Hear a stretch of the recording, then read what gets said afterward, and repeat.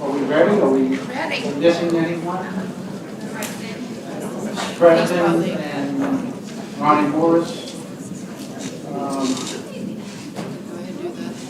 While we are waiting for them to come back, we had a couple of letters that came in that the writers asked us to enter them into the record. One is having trouble printing. It is from Lobby, and it's signed also by the Jefferson Chamber of Commerce, the St. Tammany Chamber of Commerce, and a few other business-related organizations endorsing or in support of the proposal that's on the floor today. The second one will be addressed by the superintendent. You're referencing the LCTCS letter? Yes, sir, that's it. Dr. Sullivan, who was here last meeting, emailed me yesterday evening asking that I distribute this letter to the board. You would have found it on your seats when you arrived this morning, but I will read it into the record. Again, this is from Dr. Monty Sullivan, Assistant President, LCTCS. The title is LCTCS Support for Proposed Changes to Louisiana State District and State Accountability System. It says, as President of the Louisiana Community Technical College System, I would like to express my support for the proposed changes to the Louisiana State District and State Accountability System to be presented before BESE on November 10th, 2022. I appear before BESE to urge the members to approve the proposal before them at the October 2022 meeting. Although I am unable to be present in person at the November 10th meeting, that should not be interpreted as representing diminished support for the proposal. I remain convinced that the proposed changes will help improve career and technical education in our schools and better prepare our students for the jobs that Louisiana has to offer. Strengthening linkages between schools, colleges, and the economy through incentives like those represented in the accountability proposal coming before BESE will drive resilient growth and improve the prosperity of all our people. I applaud the Department of Education for proposing a new accountability formula that will finally prioritize and reward high-quality career and technical education in high schools, and we hope BESE sees fit to approve this proposal. Signed, Monty Sullivan, Assistant President, LCTCS. Thank you. Thank you, Mr. Superintendent. We do, I'm sorry. I intended to take those letters after we finished the public comment, and I forgot that we had two cards that came in while we were on break. Can we have Katie Alexander come down to speak, and Chris Alexander? Two Alexanders.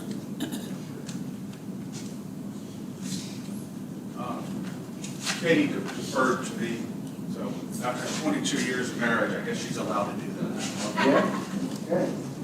Thank you very much. My name is Chris Alexander. I'm just here as a concerned citizen. Oh, sorry about that. So we on? Chris Alexander, I'm just here as a concerned citizen to strongly promote the accountability standards that are being put before the board today. Louisiana, as you know, is sadly last in just about every major category of performance in the country. And it seems to me that we've been doing things the same old way for far too long. And reallocating public resources in order to emphasize technical training so that our high school students who are not destined for college, and there are increasing numbers of them who are not destined for a four-year college path, instead of having them nonetheless go to college when they don't really know what they want to do and drop out after 2 years with significant debt and no employable skill whatsoever, why not incentivize in the schools technical and skilled labor training while they are there so that they can immediately go into the workforce and become contributing members of our society? I talk to employers across Baton Rouge and Louisiana. We have a citizen advocacy group. And I've talked to people all the time and said we can't find people, young men and women, to come in and do the skilled labor because they don't know how to do it, and many of them they're just not available to do it. So it seems to me that if we're going to be concerned and act on behalf of all of our students in the public education system, we absolutely have to take into account the increasing numbers of them who are not destined for the traditional college path. I can't imagine how anybody would be opposed to this. I can't imagine how anybody would be opposed to increasing our standards in school, where you create an incentive whereby schools that perform better are higher rated and schools that don't are rated lower. It's one thing that I think we can all agree upon here that's not political. At what point do we make a decision that is in the best interest of our students, in the best interest of our state? At what point do we start making decisions that consider less who our donors are and more what the immediate concerns of our citizens are? Mr. Alexander, can you come to a conclusion, please?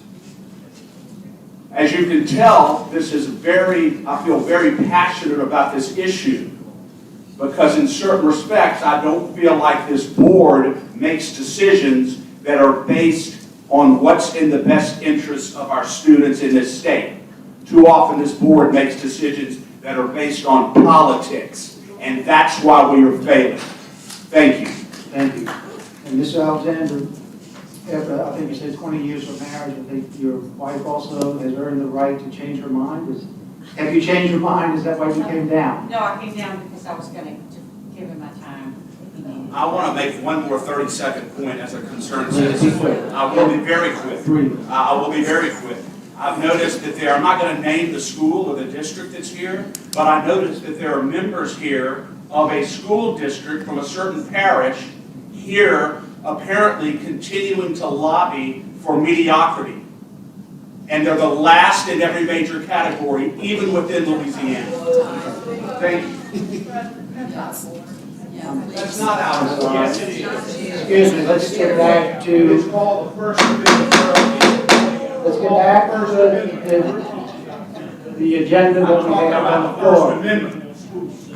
Read the First Mr. Amendment. Superintendent, you wanted to review the proposal, and then we'll go to Mr. Miller after that.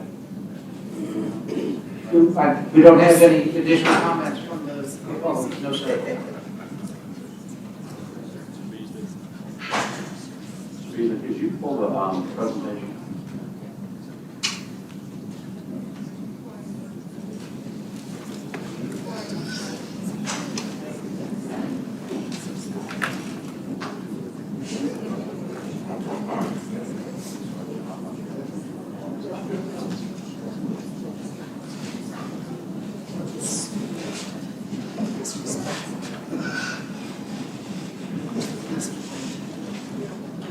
Mr. Garvey, I just want to take a moment just to do a very brief run-through of the proposal as provided to the board, I believe, on October 31st. I understand there are a couple of modifications today, but and I promise to the audience this will be very, very brief. Brief is good. Yep.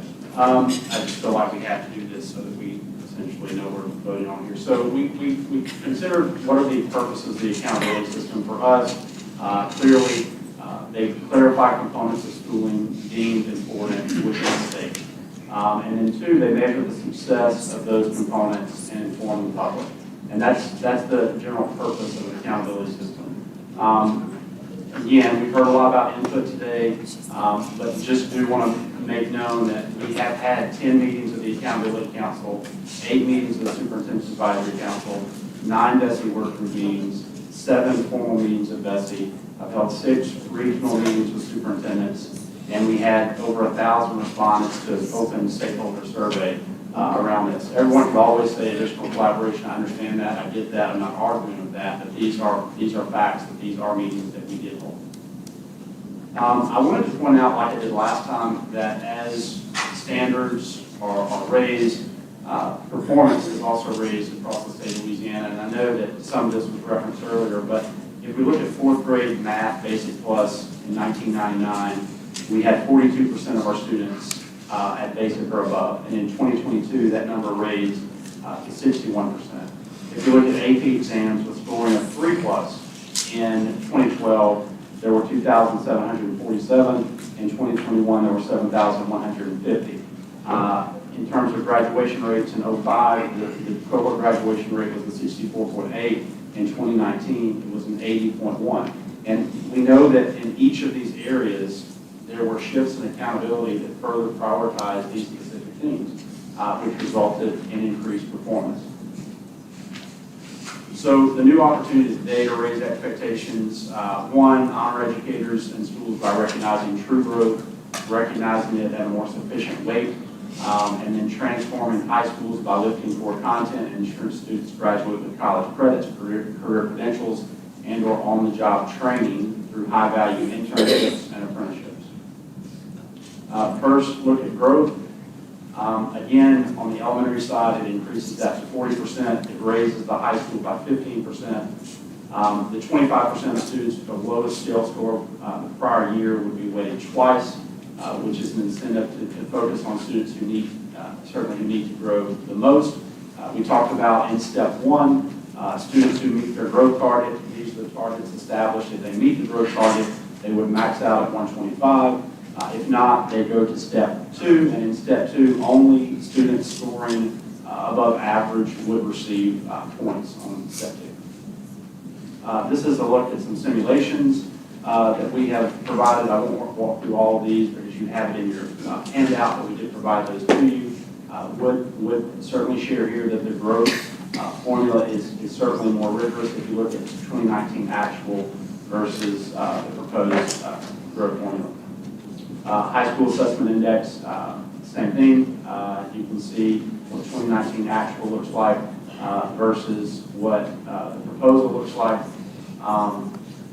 We can go to the next slide. This is a look at how we measure schools on the elementary side of that. We know that moving forward with the proposal, growth would be valued at 40%, and the academic performance index would be valued at 50%, and then you have interest and opportunities and DCAI both at 5% each. Changes to the high schools. This is a look at the components of the high school formula. Mr. Castillo called some of this out earlier. On the LEAP EOC, we have basically a 15 and 15 split, an even split between growth and assessment index. We have 15% points there for ACT or work keys. You have graduation rate at 20%, career college acceleration at 25, and then ninth grade success, which is cohort tracking from the 9th to 10th grade year, and interest and opportunities at 5%. Graduation rate is based on the percent of students who graduate on time, and is one of the highest scoring indices. This is a look at, again, the question that Mr. Castillo raised earlier, asking about AP dual enrollment. It also, due to some feedback, we did separate CTE and academic to make it a little clearer and easier to understand. We are awarding 5 bonus points for students who enlist in military service under the plan. We are awarding 25 additional bonus points for students who participate in internships with community opportunities. This part of the acceleration index actually rewards high schools for students who come to the high school behind. So if a student comes behind or below basic in ELA and math, and then those students graduate from high school, the school would get 25 bonus points for all of those students.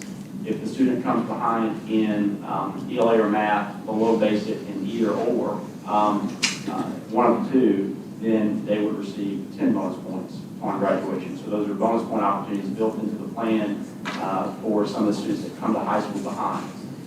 The college and career acceleration index certainly is much more rigorous because now it measures preparation for life after high school. You do see K-SPS, high school SPS, and the current index, and then what that proposed acceleration index looks like. Now keep in mind that's if a single system or single school doesn't change anything. If they don't change any practice, that's what that is. But we all know that that would not be the case, so that would certainly rise. The ACT WorkKey Index bands are more closely aligned to TOPS eligibility and more accurately reflect achievement. Ninth grade success, this just looks at students who are on track for graduation after 1 year of high school. When we look at some of our numbers, we see that students who drop out, many of the times are students who after 1 year of high school are not adequately credentialed to be considered a sophomore. And so this ninth grade success measure aligns with the ninth grade academies that we all have been working together to establish throughout the state. And certainly if a student is on track for graduation after 1 year of high school, they would do really well in this particular index. We wanted to take the time just to look at a couple of graduates. Certainly you can put in various inputs to this and play with the system to see what it might look like. But we just took a student who might have advanced performance. So this is a student who graduated as an AP scholar. They're advanced on their LEAP 2025. They scored 30 on the ACT. They have an A on their ninth grade success, and their interest in opportunities is equivalent to an A. And they score a 125A. And keep in mind, because of the way that scores will be distributed under the new scale, which aligns to elementary and middle schools, we're no longer looking at 100 being an A. Under simulations that we have been able to run, it's more like in the low to mid 80s. I believe, Mr. Lambert, is that correct? That would be an A. So this particular student, if an A school is in the low to mid 80s, you can tell they're well above that place. But more importantly, I think I've had a number of people ask me, what about a student who is just an average student, a basic scoring student? And so what we did is we took a few inputs here. So we just said a student who graduated with a basic credential, a basic career and technical education credential. They scored basic on all of their LEAP tests. They went to step 2 and had above average growth. They only hit a 17 on their ACT, so they're not even here being awarded a point for ACT. They were A on ninth grade success because they were adequately credited after 1 year of high school, and interest and opportunity for the school was an A. That generates a 68, which on the scale is a B. So when people ask, well, what about a basic average student? What do you think they should earn? When we put those inputs in, that goes to a 68B. If we put a score of 18 on that ACT, and when we ran that, Mr. Lambert, that moved up to a simulated A, yeah. So even scoring a 17 here on the ACT, if the child can achieve a basic score on all their LEAP EOCs and receive a basic career and technical education credential, this student earns their high school a B. And that, to us, is the equivalent of basic performance.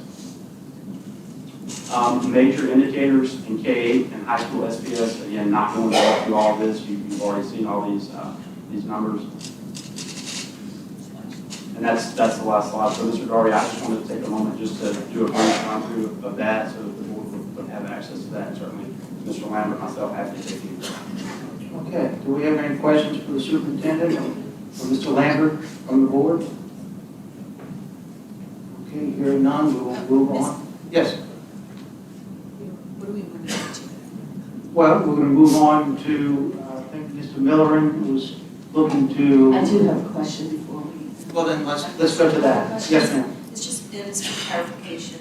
Dr. Romley, I'm assuming, or it could be, another question could be for Thomas, Mr. Lambert.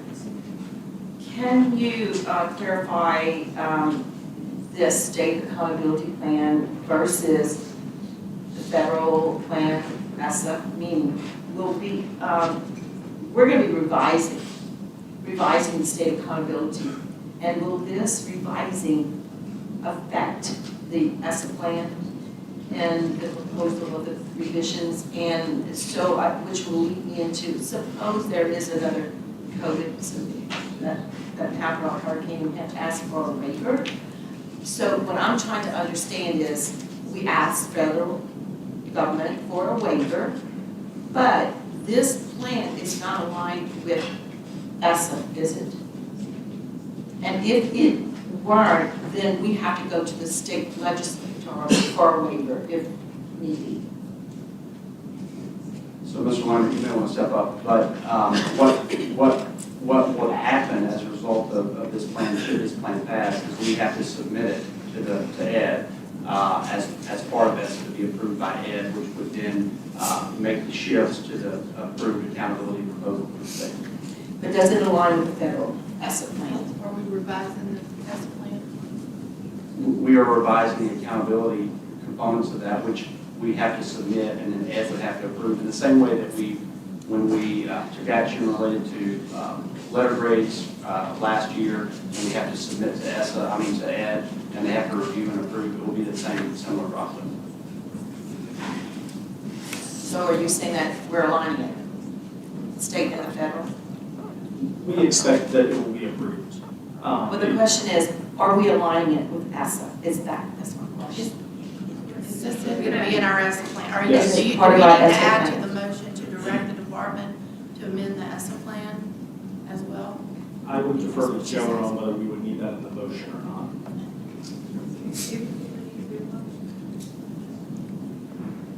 Y'all want me to explain? Because I can explain. It's not in line with. Wait, one moment. Excuse me. Yeah. You want to?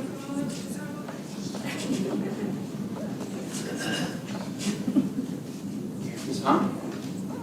John Hunter. So could you repeat the question?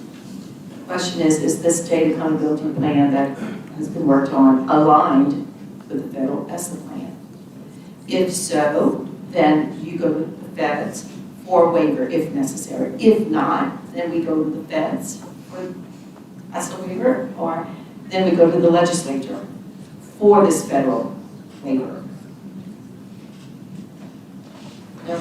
I don't think it's a waiver, I think it's an amendment. Well, no, I'm just saying that if something were to happen and we're not meeting that plan due to hurricane, COVID, et cetera, we need a waiver like we did this I past think the time. answer to that would be yes.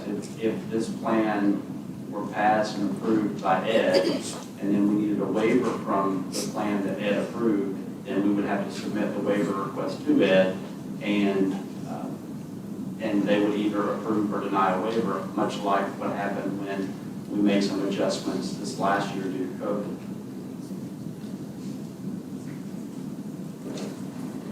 Joe? Yep. So you're saying it's a law? That it's gonna be part of the ESSA plan? That you'll have? Is that? Are you asking on that? I'm just Are you wondering. asking on the percentages of what needs to be the academic indicators and the supplemental indicators aligned with whatever? Yeah, with ESSA, I Could maybe respond to that? To identify what the academic indicators are, the supplemental. that goes along with ESSA. And if it will be. And it's a forethought in case something were to happen. It's aligned in that way, yes. Okay. Okay, good. I have another question Yes, ma'am. in regards to VAM. I want to understand that this proposal doesn't eliminate VAM, right? We're still with VAM, right? But it changes the calculation. Am I right? Increases the rigor. Right. It increases the rigor. So as long as VAM, and I'm correct now, as long as VAM is being used, you can't guarantee that the points won't be awarded for regression. That would mind. We're gonna get into it. Oh, okay. Well, that one's good. Someone wants to clarify that.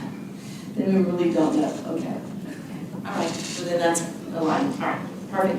Thank you. That's it. I'm sorry, I had one for Mr. Mr. Morris. Mr. Lambert. Did he finish the alignment Yeah. response on the percentages? Oh, we did, yes, please, Mr. Lambert. Yes, the requirement is that the required academic indicators are of sufficient weight individually and together. And we believe that we meet that criteria. Ed does not provide a number of what that is because the law just says of sufficient weight. So we believe it does, it's over 50%, which is what was approved previously with Louisiana's current accountability system. So which ones are the academic indicators and which ones are the supplemental? cohort graduate, well, it depends on the elementary versus high school.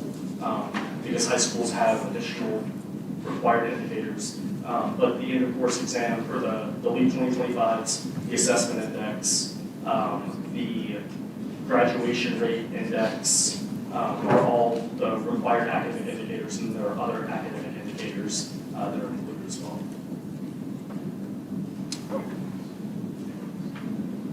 Okay, Mr. Morris? I'm Supplemental sorry. one can be more than substantial weight in relation to the academic.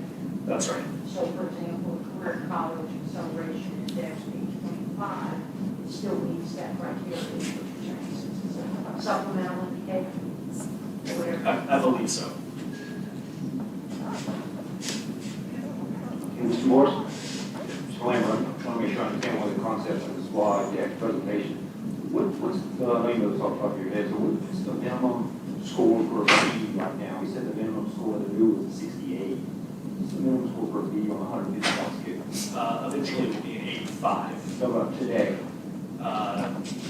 75, I believe. It will go to 80 and then 85. okay, there's 75 right now, right? So I just want to make sure I have the right interpretation. So today, to get a B, according to the scale, I need 75 out of 150, that's 50%. Right? I don't think about it that way, but yes. So I think about it on the scale of opportunity, right? So on the scale of opportunity, there's 150 points of opportunity out there, and I go halfway up the scale, then that's 50%. I've captured 50% of the opportunity. Sure. Okay. If I look at the new scale, 125 point, with a 125 point scale, and 68 is a B, then it's 54%. So if I get 54% of the opportunity, then I've got a B. So in my mind, if I look at the range here, the scale of opportunity, the change is going from 50% to 54% to the B. The real significance is the achievement that you need to get to those higher levels, once we get to the quality points on the high school diploma. But to get a B, still in a 50% range of opportunity to get a B. That's correct. That math is right, yes. Thank you.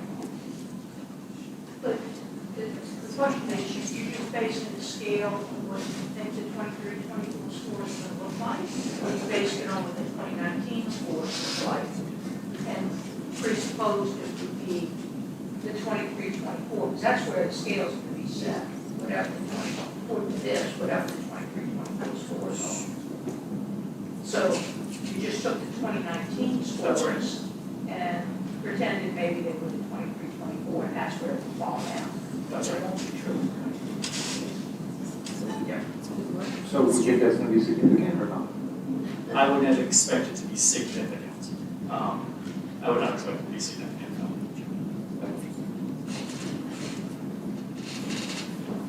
Okay. Mr. Miller? I just want to clarify one thing, talking to Mr. Jones. I think I missed this, offered substitute motion. I just want to make sure that it's an amendment, so a proposed amendment instead of proposed substitute motion. Ms. Jones, okay. It is a substitute for motion. My understanding was that you wanted to remove your support of that motion, or your making of that motion. Yes, and if Ms. Jones would just make it as an amendment, re-offer it as an amendment to the substitute motion, I'll be happy. I don't know if she is willing to offer it as an amendment, but do you want to withdraw your support, or your making of the motion? You didn't get a motion to approve as is, so it's really just the motion. In other words, there was nothing to substitute. See, no one made the motion to approve. Nobody made a motion to approve the original. As presented. As presented. Yes, yeah. It was a motion. Directly go right into the. Gonna remove my second. Okay, you remove yourself then? Yes, Okay, sir. then we have the motion on the floor. Do you have any comments from desk members about the motion that's on the floor? I want to clarify, so Mr. Melvin has now withdrawn his motion to substitute. Sorry. No, he has, I thought, withdrawn his comments. Did I get you wrong on that? This is what I was trying to avoid. I do apologize for now causing some confusion. My understanding, Ms. Davis, please correct me if I'm wrong. The motion that is on the floor is the substitute motion with removing 501N and inserting the language that I had said. That's now the motion that's on the floor by Ms. Orange-Jones. That's the motion that we need a second for if I remove my second, and that would be the one removed. Is that correct? That's my understanding, But it's not a substitute motion because it's a dueling motion. It's a substitute in the sense of we never actually introduced the motion that was put out. So whatever we call it, you no longer support that? Yeah, I'm withdrawing. Whatever we call that, I'm withdrawing. okay, then,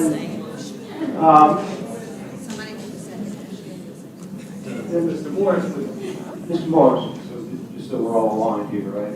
So let's be clear, that's all of the floor. What is the motion currently before the board? Well, let's go back and correct what staff is indicating we should have done. The department recommended that we approve it as it was. Can we get a motion on the floor to approve it as it was, and then we can work from there? I'd like to offer a substitute motion. So we need to get a motion on the floor first. Can we get a motion To approve. to approve what the department recommended? Okay, so I offer the motion for the department to approve. Okay. Ms. Jones? Okay. Now we have a motion on the floor. Mr. Morris, you said you wanted to offer a substitute motion. Right. So I'd like to offer a substitute motion that we follow Mr. Castillo's comments and we remove item N to the original motion. And there was talk about removing or adding in 3-year requirement of growth. I have no comment on that. Okay. So, second. For clarification, so your substitute motion does not include the 3-year limitation? Okay. Does everybody understand what motion is on the floor? The motion is recommended by the department originally, striking section 501N. I vote no. Is there anything in 503 in regards to what mimicking in? What letter?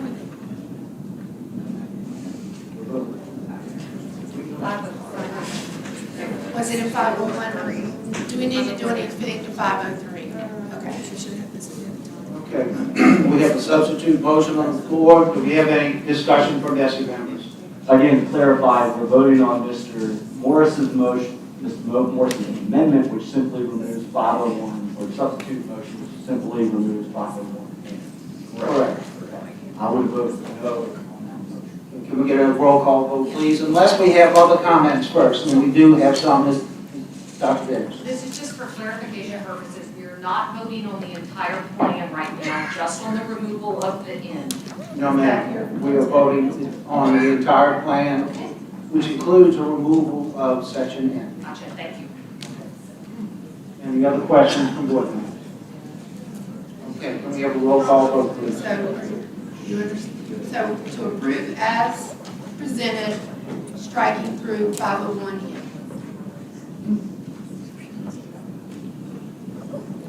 Dr. Bofi? Dr. Bofi votes no. Mr. Castillo? Yes. Mr. Castillo votes yes. Dr. Davis? No. Dr. Davis votes no. Ms. Ellis? Yes. Ms. Ellis votes yes. Mr. Garvey? Yes. Mr. Garvey votes yes. Ms. Holloway? No. Ms. Holloway votes no. Mr. Mellering? No. Mr. Mellering votes no. Mr. Morris? Yes. Mr. Morris votes yes. Ms. Orange-Jones? Yes.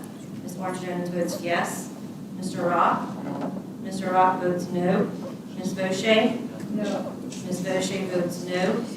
Motion fails. Okay, the motion fails. We go back to the original motion. Unless anybody else. Yeah, that's the only motion. Hold on, I think there's some confusion. There's a substitute. No, Ms. Davis said it was not a substitute motion. Ms. Davis just said that was the original motion with Mr. Morris is removing 501N. Now, before that, Mr. Morris made the Ms. motion. Davis is shaking her head. No, that's not right. No. That was the original statement. That was the original. Mr. That was Morris the only offers the motion. motion to approve as the department recommended. I believe Ms. Jones seconded that. Then Mr. Morris offered a substitute motion to approve as the department recommended with the striking of section 501N. Ms. Jones seconded that. That just failed. Okay, When that fails, we go back to the original motion. okay. You know. Unless someone wants to. You have a motion that you would like to make? Okay, now that, sorry. I would like to make a substitute motion to the original motion, or second one, which would then leave section N, 501N, and add the 3-year language that Ms. Jones stated earlier, which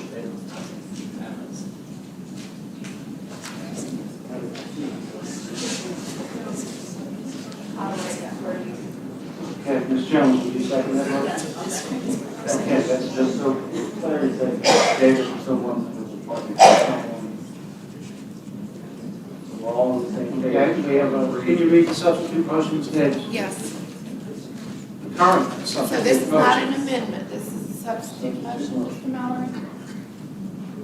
well, let me do it as an amendment. Okay.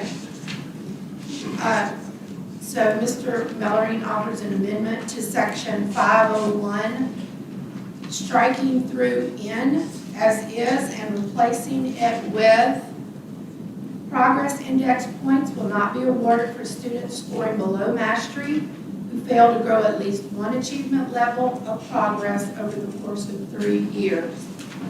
We will also need to change section 503 and add an N that basically says, that does say the same thing Same thing as what? as what I just read for 501. Great, thank you. We also need to have the language in there that the increase in the weight would go up to 40%. That's covered in another section. It's covered in another section. Okay. Do we have any comments from investment members on the motion that's on the floor?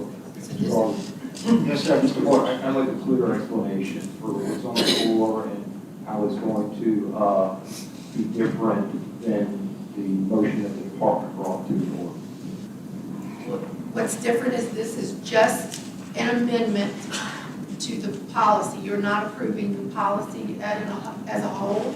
You're just approving this amendment. Okay, so I have to understand that this would be something that would be added to the original motion for consideration. So now I'd like to make sure that I have a clear understanding of the amendment with examples for this. Mr. Superintendent, you understand the motion? Can you walk us through an example? How Mr. Lambert walk through this? So my understanding of what has just been discussed is removing section N and replacing it with a requirement that if a student does not move achievement levels within 3 years until they reach mastery, the school will not earn points even if the student is above the 50th percentile. So a student was in the category of unsatisfactory the first year, they take the test the next year, that's year 1. They're the 51st percentile, the school would get the 100 points for that year. Year 2, the student is still in the unsatisfactory category potentially. If they are, even if they were at the 51st percentile, they would still get points. That would be year 2. Year 3, 51st percentile, but they are still in the unsatisfactory category. The school would not earn points that 3rd year because that student is not making progress out of achievement levels. That is the example that I would give. Does that help? Yeah, that does help, but what about the contents of item N with regard to the weight change on the growth component? As I understand it, the way it's in place, the base case is that that rate is not locked in. There's a constraint, there's a dependency component to it. So if that is not taken out and left in, then there is no guarantee that 40% weight would be applicable. So how does that? Section N is the constraint. So if you remove section N and replace section N, the constraint no longer exists. That's right. So that's what I'm trying to understand with regard to the proposed amendment. Is section N out or not? Section N is being replaced. The language of the constraint will be gone, and the weights. So bottom line is that the section N replaced, right? Then the proposed 40% weight would apply. That's correct. Okay, thank you. Mr. Castillo. Just want to get a little clarification. There was Mr. Mullen made a substitute motion with some procedural challenges, but the substitute motion was to remove N and add in the language that we have. So how is this different from what we started off with at the beginning of our discussion? Is it not just the exact same things like written down in there? I think that what's on the floor right now is the same as the substitute motion that was on the floor 2 hours ago. And we don't. Okay. Can we call the question? Ms. Davis. So, as I go back to page 4 of our handout, under the growth piece, so in 2019, our actual 3-8 growth score was 88.6. And under the original proposal that we started out with today, that score dropped to 70.2. So a very large, an 18-point drop in growth. Do you have any idea what Mr. Mellerin's amendment will do to further decrease that score? On top of the 18-point drop that we're already proposing in the original plan. I'm not certain. Whoa. Okay, we have had a call for the question. Let's go ahead. Let's have a roll call vote on the motion as amended. So it's just voting on the amendment, not the policy. Correct.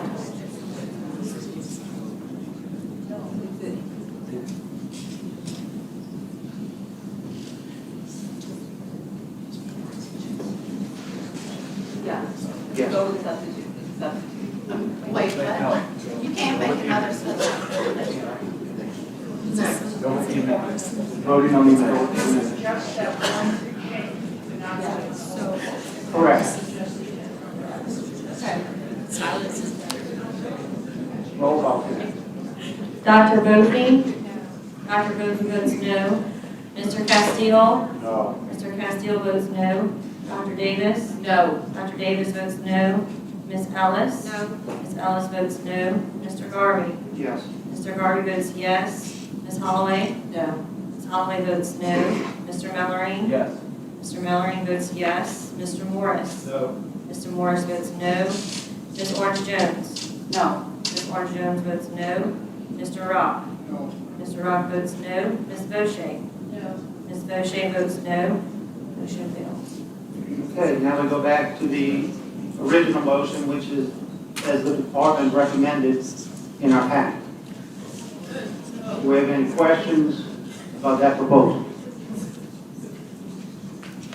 Yes, Mr. Morris. Yes, sir. Yes, so, you heard a lot of really good testimony today, and personally, I just want to thank everybody that came out. Thank you for your time and your commitment to our children. One of the major things that concerns me is our teachers and how the outcome of this meeting is messaged to our teachers. And I think the growth component is a significant part of that message. Based on my experience working with the accountability work group, there was a lot of significant data that came out of it. And one of the things that came out for me was that the teacher's work is not appropriately recognized with the system that's in place today. As Paul earlier comments, the tests aren't set up to recognize growth for students that aren't grade level. And my understanding is that there's a lot of that going on, and people aren't getting credit for that work. And two-thirds of our students are in that student population. So I just personally want to comment that I think the message coming out of this meeting is very important, going back to our teachers. And I think that item N, it's in the proposal, does not fix the weight on the 40%. And I think that we send a better message if item N is out of the original recommendation. I just wanted to personally express my focus on the value of growth and the message that comes out of here going back to our teachers. Thank you. Okay, thank you. Can we get a roll call vote on the current motion, please? Yes, Ms. Roser. I'm sorry, but I just have to take 2 or 3 minutes, and I just have to comment before we vote. I'm trying to be respectful of everybody's time, but the proposal that we put before us, I think from listening to everybody out here today, there are so many factors, so many pieces of it that are not fully fleshed out. The growth component is significant. If we're going to value the teachers' work, and I'm looking at the way that we have it set up, we're devaluing it from 88 down to a 70, which is a significant drop, which I think teachers will look at as, well, wait a minute, how did all of a sudden the value of what we're doing decrease so greatly? I don't think that growth component is fully fleshed out. I think it should be 40% or even more, to be perfectly honest, but it does not, I don't think, do what we hopefully intended to do. So vertical alignment in tests and such. So I have a real problem with that. I have a problem with presetting scores to fit a certain curve, and then if scores do come up and resetting again to compress scores, which is part of this proposal. The college and career readiness or acceleration index has so many missing pieces to it that need to be really fleshed out. We have no pathways for April Gunn kids that are significant. An April Gunn kid is going to get a 0 in the LEAP, a 0 in the ACT. In this, there's no pathway for them. The EL kids who are coming at the high school level who speak no English, there's no pathway here for them that they can be credentialed. We were told that would be hopefully put into the policy. The only thing I see is development of a pathway for those with the most significant disabilities, but not even addressing the April Gunn kids or on these EL kids. I have issues with the equitable access that we talked about, and the funding is just out of sight of what it will be, and I think that shouldn't stop us moving forward. But we have to understand that there needs to be changes in the MFP and such, and with the legislature to provide funding if we're going to really significantly move forward with dual enrollment, the inequitable way that we're treating dual enrollment and AP classes. And I could go through all of these little things in detail, but I'll stop right now because there's so many pieces of this not being put out. And that brings me to a comment that, and I don't want to name her, that she may have been doing for 40 years now, 30 years now, with this particular one. We talked about motivating adults with this, and to me, the greatest way to motivate adults, meaning the educators who are doing this, is to include them in the process of developing it, and that was not done to a level that should have been done. So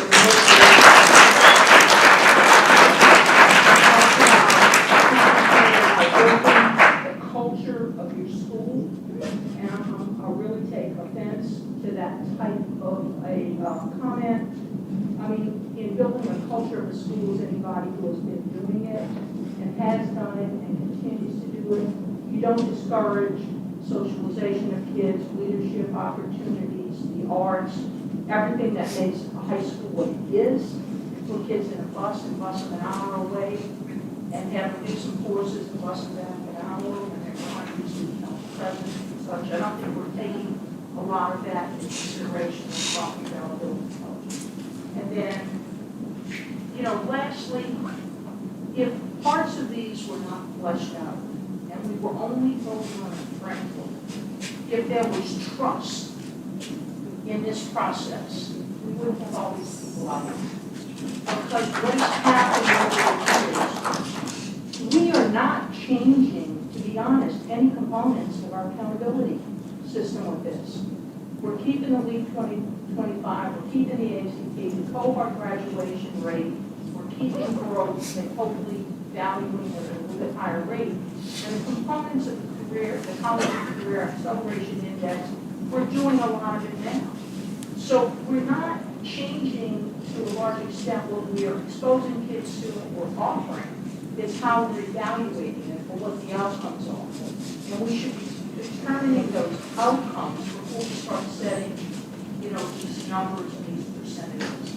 And if there was more trust involved in this room, I think you would have more of an inclination of saying, well, let's do the framework and we can hammer out those details. But there's not enough trust here, it seems to me, to do that.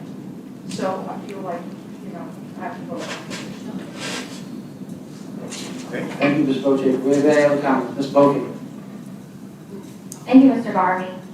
I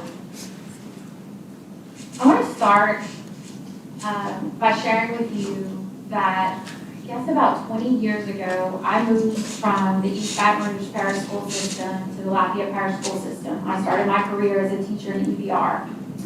And when I moved to Lafayette, there is no way I would have been hired had I not come with a certification. So I came with a certification. I had a master's degree and I had 2 years of experience. And I got hired by Lafayette Parish as a teacher there.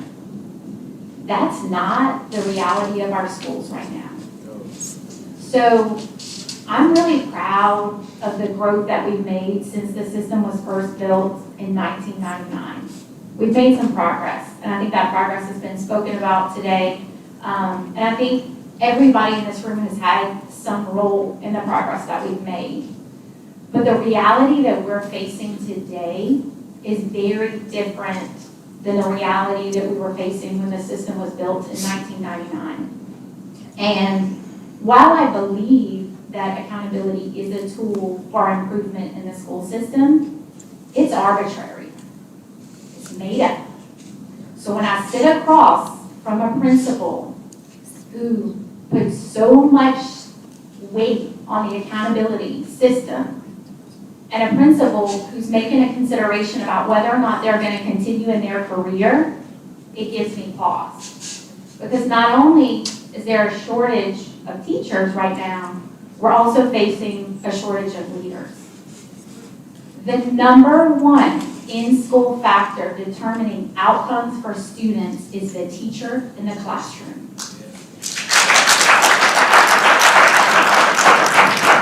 The second most important factor, in-school factor, is the leader in the building. We don't have the classroom, it's reality, it's research. It is the reality that we're dealing with, and we do not have the teachers we need, and we do not have the leaders we need. These are real problems. They're not arbitrary, they're real. On top of that, the world has changed so much. Right? So when I was in college to become a teacher, Columbine took place. Now my entire life, I was geared to being an educator. My grandparents created a beautiful legacy of educators for me to follow, and there was nothing that was going to convince me not to follow that destiny. But today, when you have people in this country who are so mentally ill that they think the best choice for them is to attack our schools, we're dealing with a tremendously different set of problems. What I encourage every person in this building to do and across this state is to come together to solve the real problems that we're dealing with.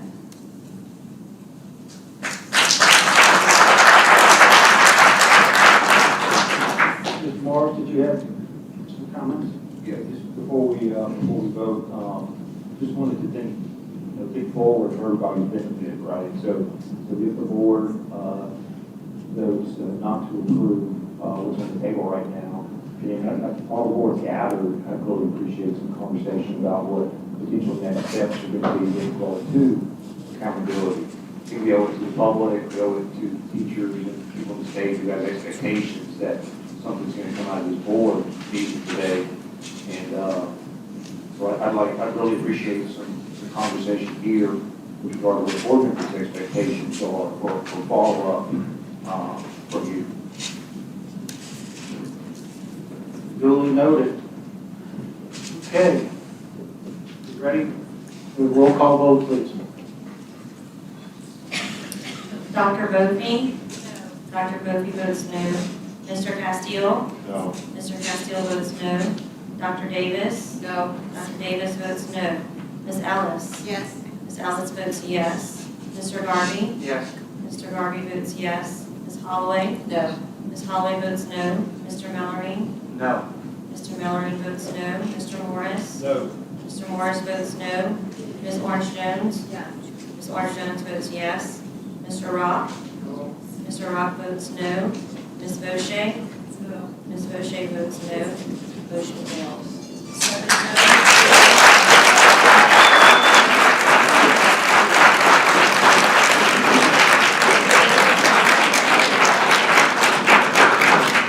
Floor, do you want to make a motion on the floor regarding discussing future steps? Yes, sir. I'll do that motion on the floor. I'll second. We have a second, we have a motion on the floor to discuss next steps. Does anybody want to address that motion? Well, I don't have it.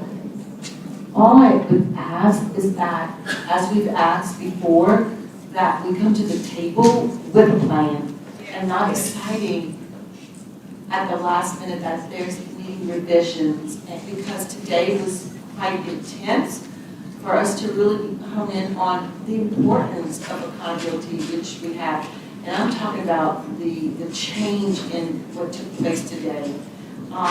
So to make effort together. So that's what I'm asking. And we thank, all these groups that have met, but have better quality of conversations moving forward. Thank you. Thank you, Mr. Miller. Throughout the work group, one of the things I think that we discovered kind of halfway through the process was that at a very fundamental bedrock level, there are concerns about our assessment. And I think the path forward is to start there and to evaluate and to make sure that our assessment is on solid footing. If our assessment is not on solid footing, we're building it on quicksand. Whether that is wholesale change, whether it's taking a sledgehammer to it, whether it's tinkering, we need to evaluate that. So Mr. Morris's point, I think the first step of the path forward needs to be a self-reflective look at what our assessment is. Is it completely broken? Is it salvageable? I know the time is coming around the 2025 time period that gives us time to do this. So, Mr. Morris has asked what to step forward. I think it's to look there. Once we, as a board, as a department, as a state, agree this is what we're comfortable with moving forward for an assessment, we then expand it out. We then build the accountability system around something that we feel comfortable with. So I think I would support that. I think talking to a number of stakeholders, that is where we need to do that. Now, I'm not saying we're going to get a unanimous agreement on this, but we can start there, would be my position. Dr. Davis, you and I have briefly talked about this. I know you have confidence. And just in thinking about our assessments, I also think we need to have an in-depth discussion as a board surrounding LSU's study of our standards and the ACT. Because this proposal did ask high schools to do an awful lot, and even currently we are asking high schools to do a lot. And we have repeatedly had questions about how well our standards are aligned to the ACT, and so I know that we did have that study done, and so I think it has been briefly mentioned at a BESE meeting before, but we haven't had an in-depth discussion of that issue. Okay, anyone else? Mr. Morris? Yeah, appreciate the feedback from members. I'm particularly interested in the process.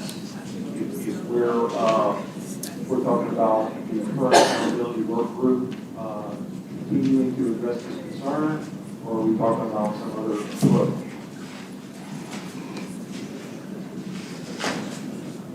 Does any BESE member want to vote? So, Mr. Morris, I am going to really struggle in supporting an accountability system that I'm not going to be around to see implemented. I'm not saying there's no possibility that I wouldn't support changes to the accountability system, but I'm going to have to love it to support it because I won't be here to see it implemented. Term limited on the board, I have 13 months and like a few days, right? And so I think that's a point I want to share with you, and I feel like I've been transparent about that from the beginning. The other piece is the proposal that was here today represents a pretty drastic shift in our high schools. And there are BESE elections coming up next year, and I would encourage people who are going to run to have conversations with their constituents about what our expectations for high school really are. I mean, it's a shift.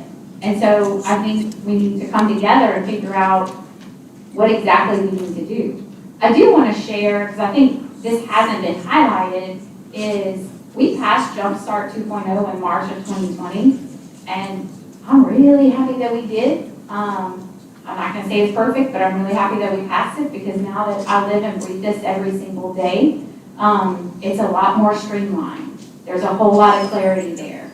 There's some credentials that people were getting that were very low-lying fruit that are not going to be, it's not going to happen with this next round of Jumpstart 2.0. So I think that we've already started shifting to some of the things that were in the proposal or that people are advocating for, but we haven't yet seen it because in the nature of education, it takes a while to implement things. But if this board doesn't make any kind of changes to accountability, I strongly encourage people to have conversations with their constituents about what our expectations for high schools are really about.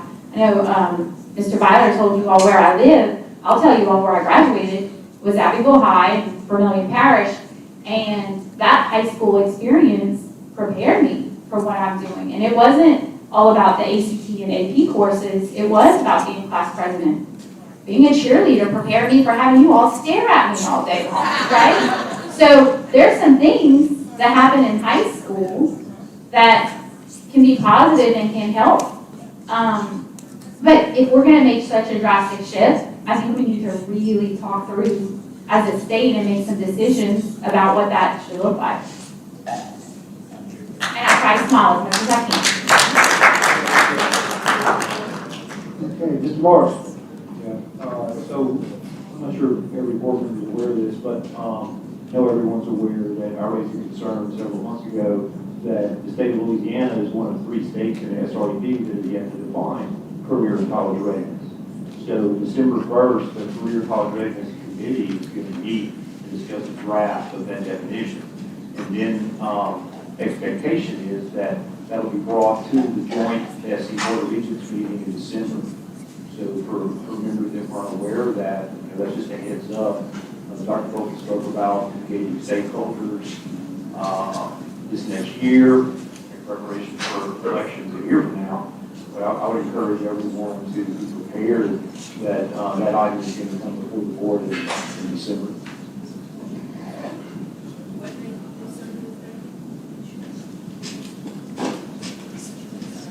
Okay, any other comments? We have a motion on the floor to discuss. Does anybody object to the motion? Hearing none, that motion carries. Do you want to add any of those next steps to the motion, or you're good? Yours? So my understanding, based on, feedback from the board, is that the BESE Accountability Commission, that initiative is closed. So, there's something that the work group, thank you, BESE Accountability Work Group, that initiative is closed. Mr. Holloway initiated that activity. I just like to be clear as a member of that group, whether or not that initiative is closed, or if you have some expectation that, we could be again. I don't think that committee had an ending described in its creation or any kind of limit in its creation. I believe that committee, none of the motions today ended that committee. So that committee, my understanding, still exists, and if the superintendent were to call that committee together, the committee would respond in some fashion. If a majority of the committee wanted to be called together, then they could do that. I believe that's where the situation is today. Thank you, sir. There you go. There you go. Any other questions from board members? Any objection to the motion that's on the floor? Hearing none, that motion carries. We have no motions on the floor unless anyone wants to make another one. No? Thank you. Okay, do we have a motion to adjourn? There we go. That's the motion. Second, any objections? Hearing none, motion carries.